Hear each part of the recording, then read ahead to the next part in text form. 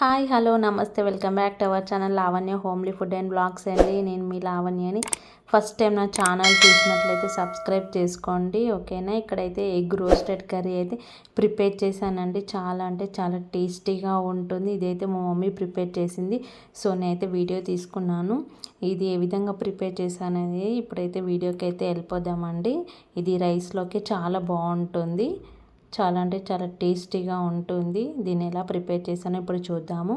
ఇక్కడైతే ఒక 8 ఎగ్స్ అయితే తీసుకున్నామండి. సో ఈ ఎగ్స్ అయితే ముందే బాయిల్ చేసి పెట్టుకున్నాము.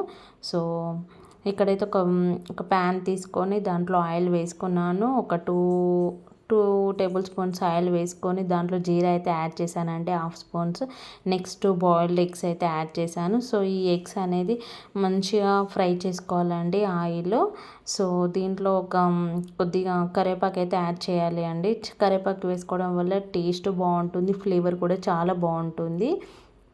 సో మా మమ్మీ అయితే ఇదైతే ఎప్పటికీ ప్రిపేర్ చేస్తూ ఉంటుంది. సో మనకి ఒక్కోసారి అన్నం తినబుద్ధి కాదు కదండి, ఏ కర్రీతో తినబుద్ధి అనిపించదు, నాలుకంతా చప్పబడిపోయినట్టు అనిపిస్తుంది కదా. సో ఈ విధంగా చేసుకుంటే చాలా అన్నం తింటారండి, అంత టేస్టీగా ఉంటుంది. సో దీంట్లో అయితే 1 spoon ginger garlic paste, 1/2 spoon పసుపు అయితే యాడ్ చేసిందండి. సో ఇలా అయితే బాగా మిక్స్ చేసుకోవాలి. మా మమ్మీ అయితే ఇది మేము డెలివరీ అయినప్పుడు అయితే బాగా మాకు పెట్టేదండి, ప్రిపేర్ చేసి పెట్టేది, చాలా బాగా నచ్చేది. సో దీంట్లో అయితే కారం వేసుకున్నామండి 1 స్పూను, అలాగే 1 స్పూను సాల్ట్, ఒక 1/2 స్పూను ధనియాల పొడి అండి. సో అంతే, ఇంకా దీంట్లో ఏ మసాలా అయితే యూజ్ చేయొద్దు. సో ఇంతే అండి, మంచిగా మిక్స్ చేసుకోవాలి. సో మనకి డెలివరీ అయినప్పుడు మనకు బీరకాయ, దొండకాయ, క్యారెటే పెడతారు కదండి 3 మంత్స్ వరకు. సో అవి తినాలంటే అసలు ఇష్టం అనిపించదు. సో అందుకే మా మమ్మీ అయితే ఇలా వీక్లీ 2 టైమ్స్ ఇలా మాకు ఫ్రై చేసి పెట్టేదండి ఎగ్స్. సో మంచిగా ఉండేది. వేడివేడి అన్నంలో ఇలా 2 ఎగ్స్ వేసుకొని తింటే చాలా అంటే చాలా టేస్టీగా ఉంటుంది.